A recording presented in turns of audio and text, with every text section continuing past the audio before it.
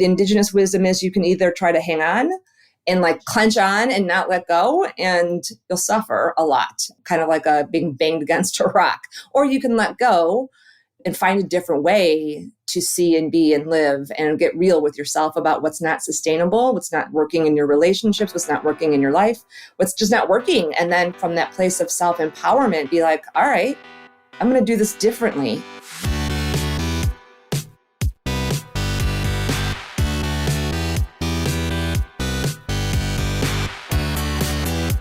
You're listening to The Successful Bookkeeper with your host, Michael Palmer. Listen each week as inspiring guests share their secrets of success to help you increase your confidence, work smarter, and build a business you love. This episode of The Successful Bookkeeper is brought to you by PureBookkeeping.com, the proven system to grow your bookkeeping business.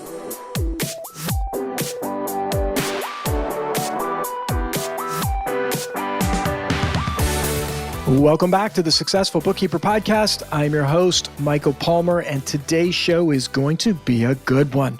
Our guest is the author of Overwhelmed and Over It, a transformational leadership advisor and host of the Feminine Power Time podcast. Christine Arylo, welcome to the show. Thank you, Michael. And hello, everyone. It's great to be here today. I can't wait for our conversation.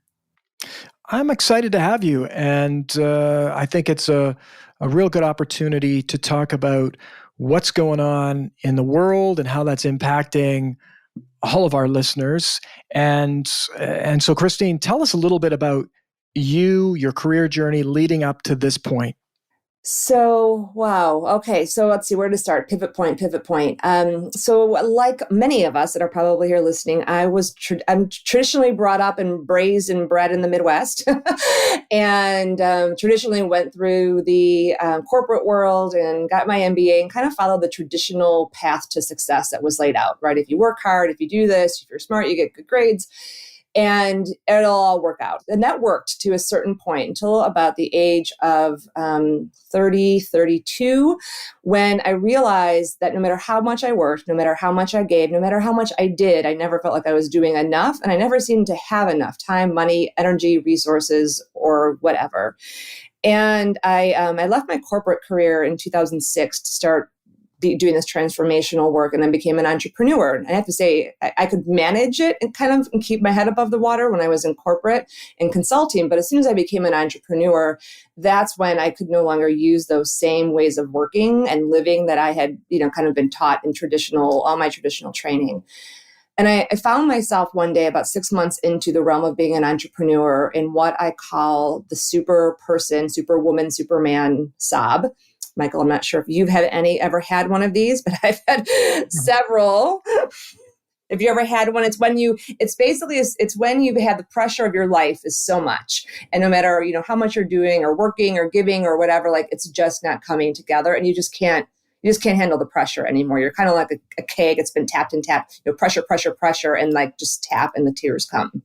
Absolutely. I find it, if I think back there, it's typically around highly emotional times of the year, the holidays, that sort of thing. And it's been points in my life where it's just, you see that it's like almost like where the world's at, and it just all crumbles apart. Mm-hmm. And it's a pressure release, what it is. And it's that moment of, there's that moment, there's I call it the tear emotional moment, the water moment, when it's like too much, like I'm overwhelmed, I guess, whether you're overwhelmed with emotion or you're overwhelmed with the stress.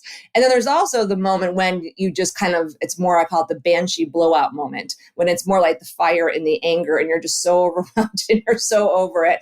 And it's like a little bit more explosive. I don't know if have you ever had one of those? Oh, that one I can remember a little bit more. I do have an explosive personality at times. So yes, it's like take the hammer to the whatever I'm working on. Exactly. Now those moments are signs that something is out of whack. That something is out of alignment, that something's wanting to make a shift. But we've been so conditioned in our culture to just suck it up and push through and grind and strive. And we're also busy just trying to keep up and keep our head above the water that we don't often have the space nor the tools to actually ask, well, what's actually going on deeper? What's going on within me that is screaming for me to pay attention? And what's going on in the way that I'm working and living and designing my life that's actually not sustainable? And this moment that we're in right now collectively with the pandemic and the uprisings and all of it, the thing I just want to kind of like put on the ground for all of us, and then Michael, you tell me where you want to go, is that we've been in a rise of intensity for many years. I go back and listen to podcasts I did 4 years ago, and I've been talking about how intense it is, intense. And it's kind of like, I don't know if you've ever heard that metaphor, the frog that's in a pot of boiling water. Have you ever heard that? Yes, Metaphor, definitely. Michael? Dad, do you know why they put the frog in the boiling water? Because that's the one thing I don't know. Do you know how he got in the pot? I prefer the lobster analogy where you put the lobster in the. Yes, the lobster screams. That's the challenge. Oh, with okay. the lobster. But the frog gets put into this pot on the stove, for those of you that don't know it, and it's just tepid water. But there's somebody turning up the degree one by one. So it just gets a little hotter, a little hotter, a little hotter until the water hits boiling. And then it's like in an instant, the frog is cooked, it's dead, game over. That's what's been happening to us as a culture you can go back you can go back thousands of years, actually, but we'll take it back to the Industrial Revolution, when the systems that we currently live in and kind of think this is the normal way of working and operating were really first started. And so we've all been assimilating and just trying to survive in what Clarissa Pinkola Estes, who wrote Women Who Run with Wolves, calls the overculture. And it's this mad consume, accumulate, grow as fast as you all know. They're bookkeepers, right? So it's like growth is about getting bigger and growing faster. And that's actually unsustainable. So we're in like a collective crisis, or what I like to call more of a collective breakdown to break through. And it's happening to us individually, and it's happening to us systemically as well, to wake up and get, actually, you know what? This way of working and living isn't sustainable. And not only is it sustainable, it's not healthy. And is it really supporting any of us to live happy, meaningful lives? It's a great question. And it really is interesting to just have this conversation recently, just noticing situations where people are, because I've spent a lot of time with my family, secluded with my family, it's a bubble. It's this weird bubble. And then when I go out of the bubble, it's like, wow, what the heck is going on out here? Like the roads are crazy, people are crazy, shops are crazy. It's crazy intensity out there, yet we then go back into the bubble. And some people don't have the luxury of being back in the bubble or being able to unplug. And so it's more so, it feels like it's more so ever than ever before. Oh, yes. The best metaphor I have is we're in a major transformation. So the other part of my training that I didn't tell you all is around that age of 32 or something, I kind of realized that I had been trained to survive in the overculture, and that I was missing a whole bunch of not information, but wisdom, a deeper wisdom. And that sent me down studying multiple different, what's called a wisdom tradition. So yogic science, I've studied the sacred feminine wisdom, indigenous wisdom, human potential, human consciousness, like just like things that a lot of times get poo-pooed and woo-wooed as weird or out there or not relevant because they're not scientifically proven, but in fact actually have been around for thousands and thousands and thousands of years. And one of the reasons they get woo-wooed and poo-pooed is because they're so powerful. And those traditions and the practices that are in them and the wisdom that's taught in them actually help empower us. They connect us not just to our intellect, but to our deeper wisdom. They help us actually see what's happening, not just by what's streaming through in the media, which is its own storyline, but it helps you actually see what's real. And it helps you find that place of center within yourself. And so I've been studying that for about 20 years almost. And what I do is I bring those two things together, both the traditional modern world and this more ancient wisdom world together, to create solutions for us to see what's actually going on in the world and decide how we want to interact with it. And the best metaphor I have right now, it's like the butterfly, caterpillar, goo, butterfly. You all, we are in the goo, big goo, hot goo, hot goo, hot goo, hot goo. And what the yogic sages have said forever, and different teachers for many years have said, we're going to come to a point in history where we're standing right now, where if you don't have access to, if you haven't been taught these wisdom tools, if you haven't been taught how to actually not just create resilience against stress, but emotional resilience and energetic resilience, and work with your intuition to help really see what's actually going on and not just be these sponges for all the anxiety and intensity that's going out there. It's really easy to get lost in the swirl, get stuck in the goo, versus being able to continue to go through the transformation, which we're going to go through whatever, regardless. And the indigenous wisdom is you can either try to hang on and like clench on and not let go, and you'll suffer a lot, kind of like being banged against a rock. Or you can let go and find a different way to see and be and live and get real with yourself about what's not sustainable, what's not working in your relationships, what's not working in your life, what's just not working. And then from that place of self-empowerment, be like, all right, I'm going to do this differently. And then we don't need to know how. We just need to first get real with what's not working. And that's what Overwhelmed and Over It gets us started with.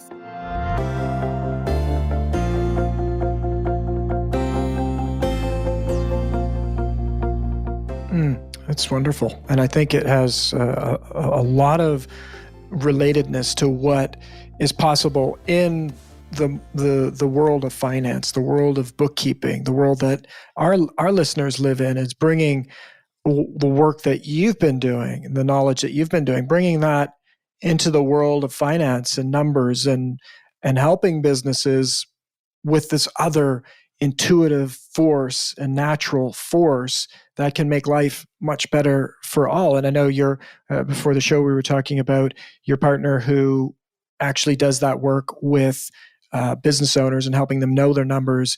How do you see your work connecting with people like bookkeepers? Yes. Well, I will.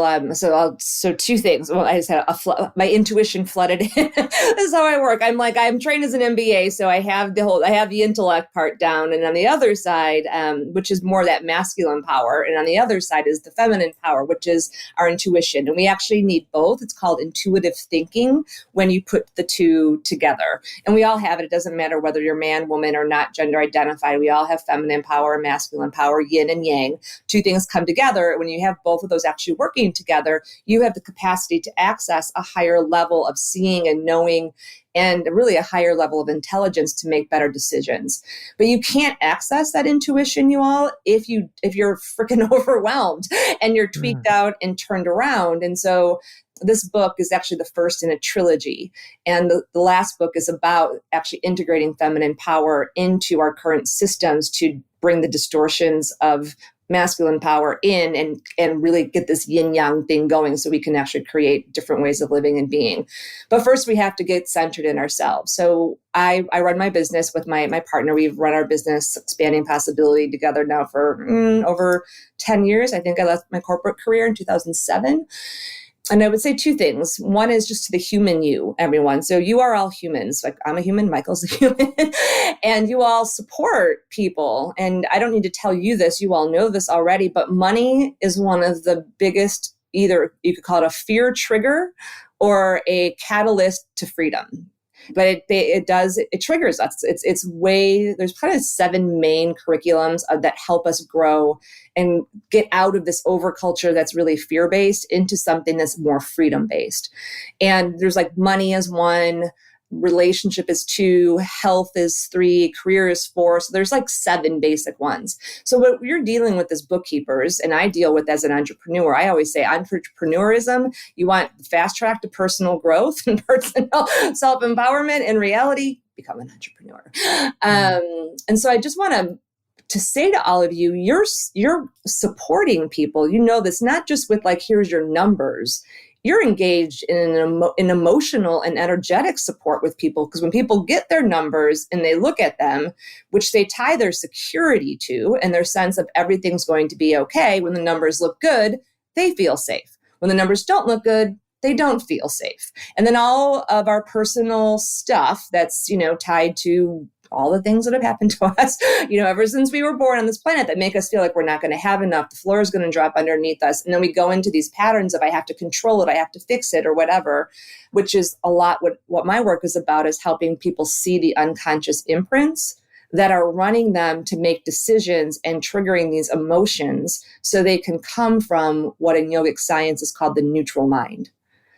And I, money's been a great teacher for me. When I worked in corporate America, it was, easy to, when you have a $250,000 salary, coming into your household and it's consistent every week, it's not ups and downs. But when you become an entrepreneur, holy moly, holy moly. And so I think I just want to say to all of you, we need you to be stable and centered and sustained so that you can be that neutral person with your clients. Because if you're triggered and tweaked out from your own stuff, because you're human, right? Like I do a lot of coaching, a lot of mentoring with different people all over the world. If I'm not centered and sustained, I can't help them stay centered and sustained, or I can get triggered by their own emotions, right? So if you're someone that you're supporting has an emotion, if you're not good and clear in your emotions, you'll react to that yourself from your own unconscious imprints.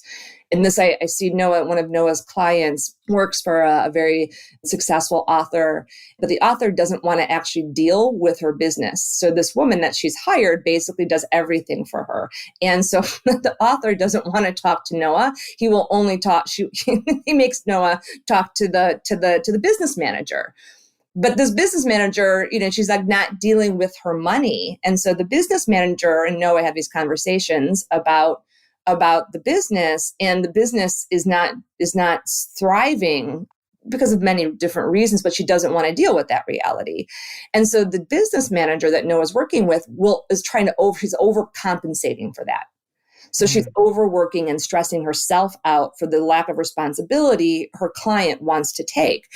So one of the things that I teach people, and this is in the center of Overwhelmed and Over It, is to really get clear, and this is what I would ask for everyone listening, how you're overgiving and under-receiving, or overgiving in ways where you're overtaking responsibility. And there's 13 kinds of overgiving. There's overcompensating, there's overpromising, there's over-empathizing, there's overstretching, and actually on the book page, there's a quiz, and it's called Am I Overgiving? And that helps you also kind of get clear. So if you can get clear about where you're overgiving, which come from these deeper emotional parts, that will help you serve your clients better. But what's also really awesome is it will help you start to see their overgiving patterns, in which, like in this case, this woman took on about $80,000 of the government loans, that have been available, but she didn't change her business model. She's still spending the same amount of money, maybe even more. She's just plugging the hole with the loan, because she's not looking at this way that she doesn't have to look at the reality of her business. And so she's overextending herself by taking this loan, because now she's going to have this $80,000 to pay off, and it's going to be debt, in her field. But she can't see that. And it's not your job, obviously, to necessarily sit down and do what I do with them and let's look at your overs and why they're there and change those imprints. But it would give you some awareness to help ask the questions that might have your clients look at stuff that might be hard for them to look at. Because what's happening right now is our businesses are just reflections of ourselves. And so the unconscious imprints we have that are within us that cause us to overgive and overdo, that come from fear, scarcity, lack, shame, blame, whatever it is, go into the fabric of our business. And if you don't see them, you'll see them in your money for sure, or you'll see them even in people who have very successful financial businesses. Oftentimes their relationships suffer or their health suffers. And if you can be aware of those things in yourself, they'll help you help your clients be more aware. And you'll be able to ask better questions without having to take over responsibility.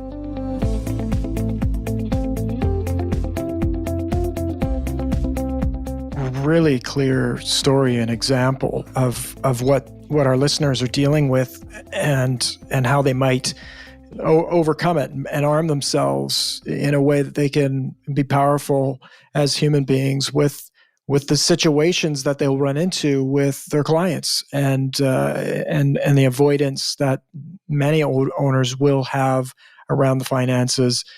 And so your book, Overwhelmed and Over It, sounds like a book our listener needs to be reading, especially at this where we're at right now. Tell us a little bit more about what had you write that book and what they're going to get out of reading it. Again, I'm currently looking out, you all. I live on an island off the coast of Seattle, and I moved here in 2018 after the big fires in California in 2017 because half that quarter of the housing stock burned. And I didn't mean to move here. I never wanted to leave California, but it was really clear when the rents went up to like $6,000 a month, and I didn't even want to pay that I needed to let go. And it took. I grew up in Chicago, and it took me till I was 30 to get to California. And I said I would never leave.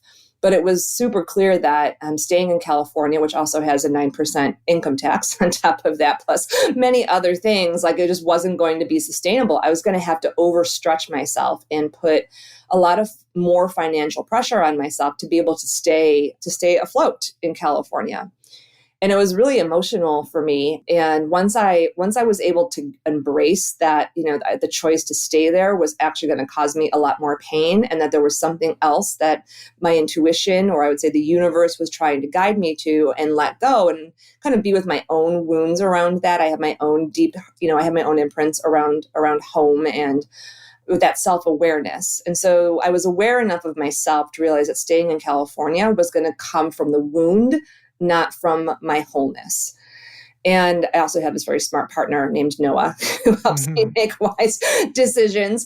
And he's like, Christine, we can go anywhere. We run an online business. Where do you want to go? And so we, said, I don't know, how about Washington? He typed in Airbnb, and boom, we landed on this island. And I haven't left since, because as it turns out, this is a wonderful place to write a book. And I have to tell you, living on an island during a pandemic, which of course I could have never anticipated, is also a pretty great way to be and place to be. And so why I share that story with you all is that's where we're at right now in this world, and why I wrote this book. I've been writing the book for 3 years, but I started researching this overwhelm, burnout, exhaustion, no matter how much I work, not enough. And then in the entrepreneur world, just seeing these, I call it the beast model. It's just like, it's like, you have to make more, you have to make more. And I would be watching people, and they'd hit the 6-figure mark, and then they hit the 7-figure mark. And then it was just like, they were exhausted. And no matter how much money they made, seemed to never be enough for them.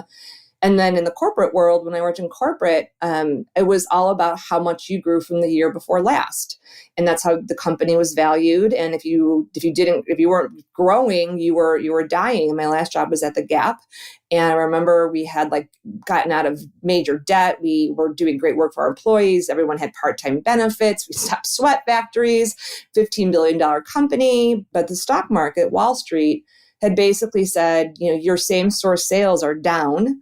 So your earnings per share are going to go down a penny, and no one's getting bonuses. And now we have to become a $20 billion company, and we're going to start selling this and selling that. And I'm sitting in this room of 400 people. This is in 2006. And I'm like, does anyone else see what's going on here right now? It's not enough to be a $15 billion company that does good in the world and is healthy financially. Same thing with entrepreneurs. It's not good enough to have $400,000 as your revenue marker and then have a healthy profit margin. You have to keep going to the next marker. And I was saying to Michael before we got on the show, about 2 years ago, I realized that I had become part of the beast model, even though I tried not to, where my company kept making more money, but the more money I made, the more money I had to pay out. And there was never enough for me. And this had been going on for a while. And I had what I call a no more moment. And I just stood in my upstairs and I said, no more. I will not create and work a business that is not supporting me. And so for 2 years, Noah and I reduced our expenses. We cut the fat. We looked at the leaks. We did a lot of system shifting and changing. There's that thing that happens. You all know this in bookkeeping Noah calls it death by a million cuts, which is like little. Then all of a sudden, it's leaking $2,000 a month, even though it's this $10 subscription or whatever. And so by the time the pandemic hit, we had leaned ourselves like to be as lean as we could be. So I had the space to write the book. And then I didn't have all these people who were dependent upon me. So we made it through the pandemic without taking a loan and having to do any of that because we had already pared down. And that's what I think is actually happening right now. These unsustainable models for growth, they're killing the planet. And they're killing us because they're not sustainable. And then we're educating our children to be in the same crazy racetrack reality. I mean, 8-year-olds are coming home and asking their parent, well, they're not coming home, they are at home now, but they're been asking for depressants at age 8. There's a name for high school kids that go into college. The administrators call them the Crispies. They're so burned out from high school, by the time they get to college, they can't function or they're just burned out. And so the reason I wrote the book was because there's these systemic reasons we can't get out of burnout, or we can't figure out how to create these sustainable lifestyles because the systems themselves were created by a consciousness. It's about consume, grow, grow, grow, grow, grow. And I don't know if it could have been any different to get us to where we are, to build the infrastructure that we have, but I know we can't continue on. And the thing I know is that all social transformation and systemic transformation has to be rooted in personal transformation. Be the change you wish to see is not a bumper sticker. It's actually a directive for life. And so I wrote Overwhelmed and Over It to help people see what that they can't see, these self-induced imprints for grinding and striving and creating unsustainable realities, and also really be able to see the systems, because once you can see it, then you can shift it. And part of what the book is also about is how to cultivate that inner centeredness and sustainability so that you can see where you can make changes that I like to call simple but significant that lead to bigger changes.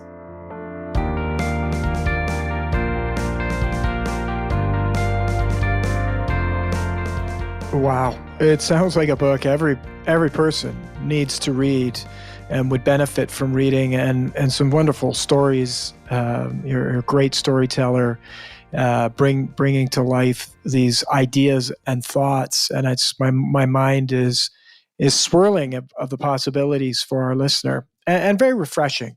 There's possibility in this conversation of living a life where it's not about how big you are, it's about how fulfilled perhaps you are.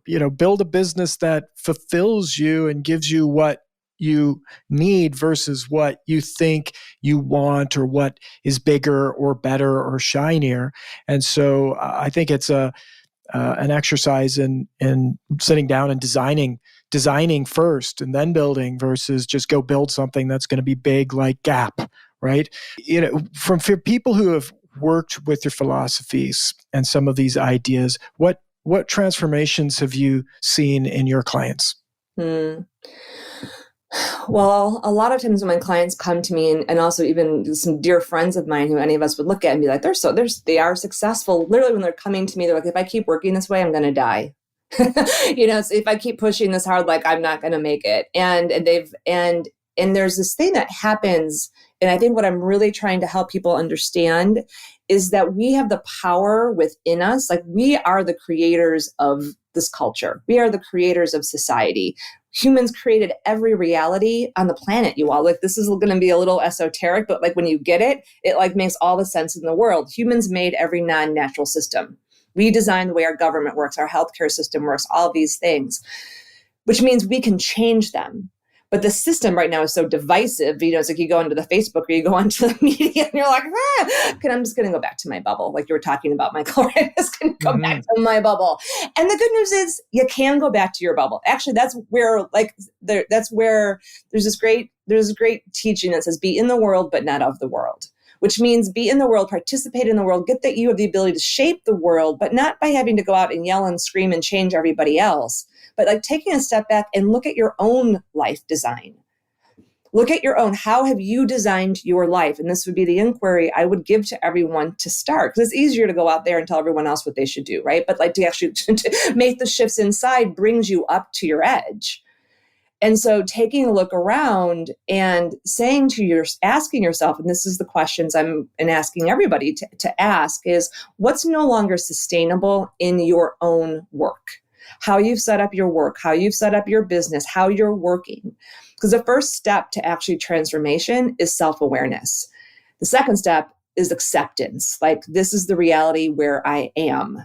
And that part's usually the hardest, because there's usually some judgment in there, and there's some blame in there that I've done something wrong. And what I want to say to everybody is this, and this is what I see happen for most people I work with, is to release the judgment of that you've done anything wrong. You have done the best that you could to create the reality that you're living in. Because if you could have done it better, you would. And you've been existing in a reality that has never really had your best interest at heart. Humans are resources. Humans are treated as machines much more than human beings. And so there's an awakening happening, an awareness of consciousness, to think about the 1700s, or even think about the 1900s. I mean, what was going on in the world? People didn't have the luxury to maybe reflect the way that we can right now, or the consciousness. So if you can be honest with yourself and be like, you know what, this isn't working. Even if I'm the one who made the choice to get me here. And I had to do this. I own two businesses. I run a social impact business that's based in teaching self-love and self-compassion and self-trust, and training people around the world to teach that to other people. And I had set up that business from the wound, honestly. And I had to get really real about the wound of really not feeling received, of like putting this thing out into the world that I felt like the world really needed, but people were too busy. They're like, we don't have time to talk about self-love and self-compassion. Like, we have more important things to talk about, like money. And so I realized that I had set up that business, no matter how much money I spent, no matter how I worked, it was never having the impact, even though it had a lot of impact, that it could. I had to sacrifice myself to keep it alive. That was hard to be with, because I have my MBA. I consider myself an intelligent person, and I just didn't see what I couldn't see at the time. So it's like that thing, it's like that, what do they call it? The opportunity cost. Like, you don't just keep throwing money and throwing energy into something to try and fix it. You actually need to release things from it. So I had to really look at that business and be like, what needs to change and shift? And over 3/4 of the people, shifted and left. And we actually stopped doing programs for a full year. That was hard. And it definitely pushed on my ego. But the other part of that is, then the third part is self-empowerment. And that's where you're like, you can start to feel that you actually have the power to do things differently. And it just starts with one step at a time. But I see a lot of people, they're like, but I don't know how. And when I had $65,000 in credit card debt to start my business, which I accumulated, I think it took me about 4 years to basically accumulate that $65,000 of debt. It was so big, I didn't know what to do with it. So I kind of pushed it around and avoided it for 1.5 years. But then when I finally came face to face with it and did what I'm teaching you, actually, this is the last exercise in the book, I was able to really be with that and feel my feelings around it and have my judgments and release them. And then from that, the path of like, what was the support I needed, and what was the first step? And the first step in that case was working with a debt consolidator. That was an amazing choice. And I have one credit card, but I haven't had credit card debt since. I use that credit card only for travel. And I didn't have credit cards for a long time. It freed me from that. But I had to go through that process of the feeling. And I think that's the part that's hard. Now, you as bookkeepers, you don't need to necessarily coach the people through that. But I think being able to give people permission to be like, you did the best you could, and then helping them move forward from that place is very empowering. And I really believe you can't do for others what you haven't done for yourself. And that would be my challenge and my invitation for everybody. I'm doing it myself. What's no longer sustainable in my work, what's no longer sustainable in my relationships, and what's no longer sustainable in my life design. And you look at those three as we complete this year and go into a new year, I think we'll all go into what's next more free, more clear, and more centered.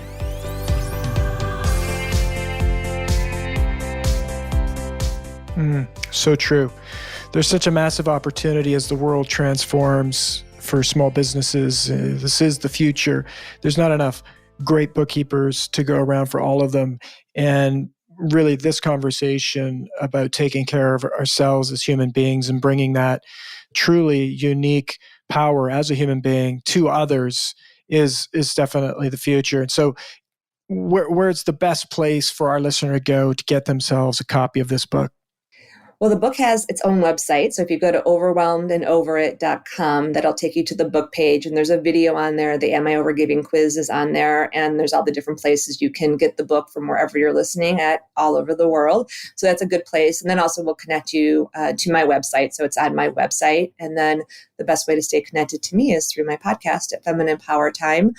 And there's lots of great stuff in the book. There's a book reader's kit and other ways to stay connected. So this is my work, and I'm excited. I'm like, God, if we were all free of this, all of this self-induced pressure and all of these systemic ways that keep us trapped in these burnout cycles, just think of the world that we could create together and how much space we could have to savor our lives. And I do think we're just in the goo, you all, and you don't want to get stuck in the goo. You want to keep moving step by step. And I always say it's not a sprint, but it's also not a marathon. It's more like Bilbo's grand adventure, from The Hobbit, although hopefully not as scary and we don't have to carry swords, but more like that. It's kind of like, we don't know what's going to happen, but I'm game. I will let go and I will trust, and I will really, part of it is really deepening not just your intellect, which I would imagine everyone here is very strong in, but also really making a conscious effort, if you haven't already, or just even for those, like I've been studying this for 20 years.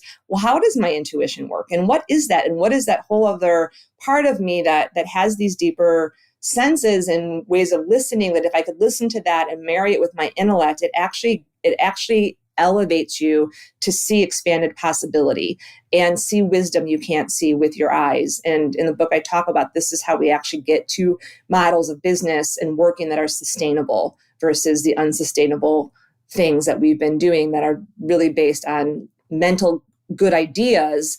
But there's lots of good mental ideas that are not good for humans or the planet or our own sustainability. Just because you could doesn't mean you should. That's what I always say, coming from a person who has many ideas.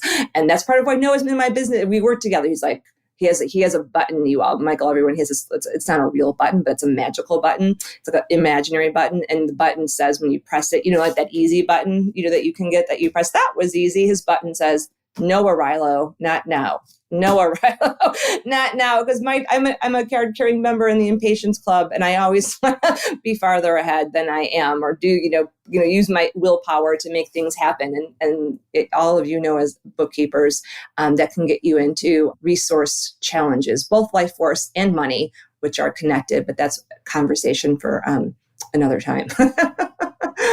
Absolutely. Well said. And this has been fantastic. On behalf of our listeners, I thank you for coming and sharing your experience, your wisdom. And I'm really excited for our listeners to read your book, Overwhelmed and Over It. Embrace your power to stay centered and sustained in a chaotic world. And so it sounds like a fantastic book. So thank you for joining us today. Thank you, Michael, and thank you for all of you, what you do out there. I just, it's important. So thank you very much. Yes. And with that, we wrap another episode of the Successful Bookkeeper podcast. To learn more about today's wonderful guest and to get access to all sorts of valuable free business building resources, you can go to thesuccessfulbookkeeper.com. Until next time, goodbye.